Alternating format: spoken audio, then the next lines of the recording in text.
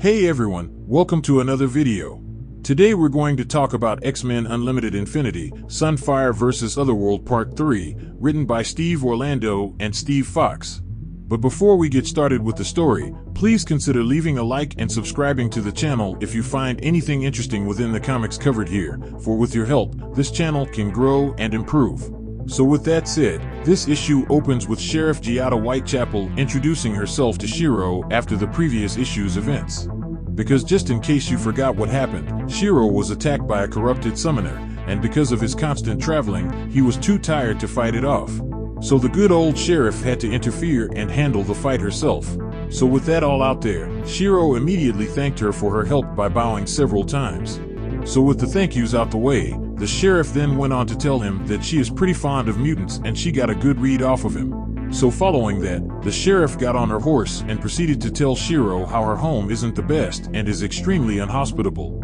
So with the warning delivered, Shiro and the sheriff started to take off to her base of operations.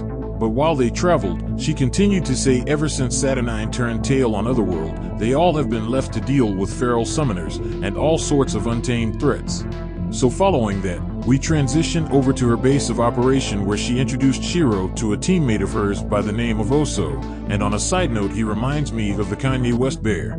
But anyway, Shiro goes on to tell her that her fortress is impressive.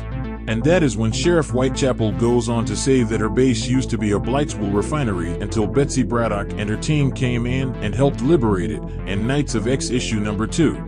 Now with that out there, Shiro, out of nowhere, doubles over in pain as the effects of Blightspoke start to affect him. Because as we all know, Blightspoke can cancel out mutant gifts, so the more Blightspoke out of circulation, the better. And considering this place used to be a refinery of the product, it is only logical that most mutants can't spend too much time there.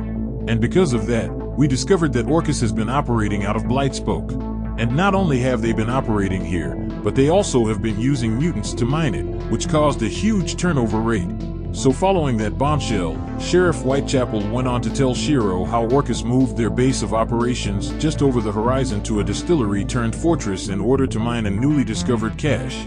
And a little while ago, Whitechapel and her team attempted to take the site out, because to the best of their knowledge, Orcus's defenses were geared towards rogue summoners and wild creatures, not someone like them.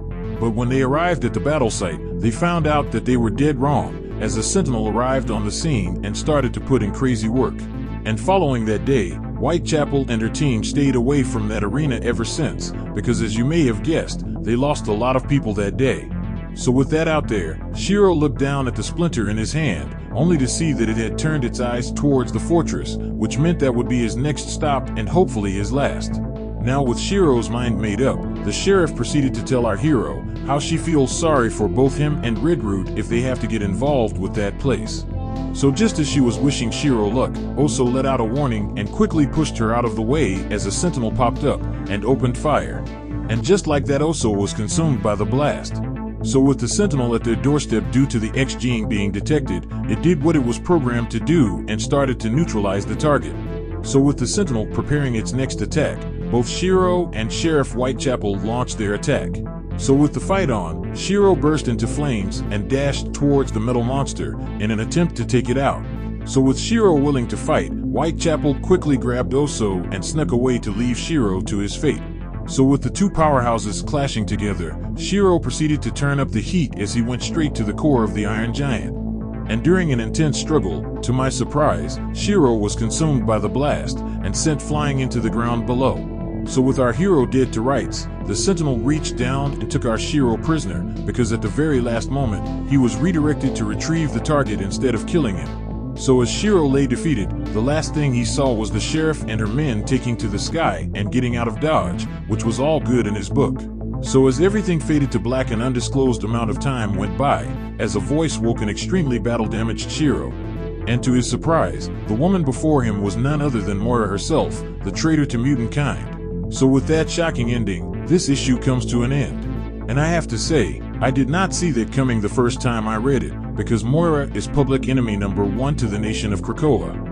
And considering her status and her ability to access plenty of resources, I really can't see how Shiro will survive this situation.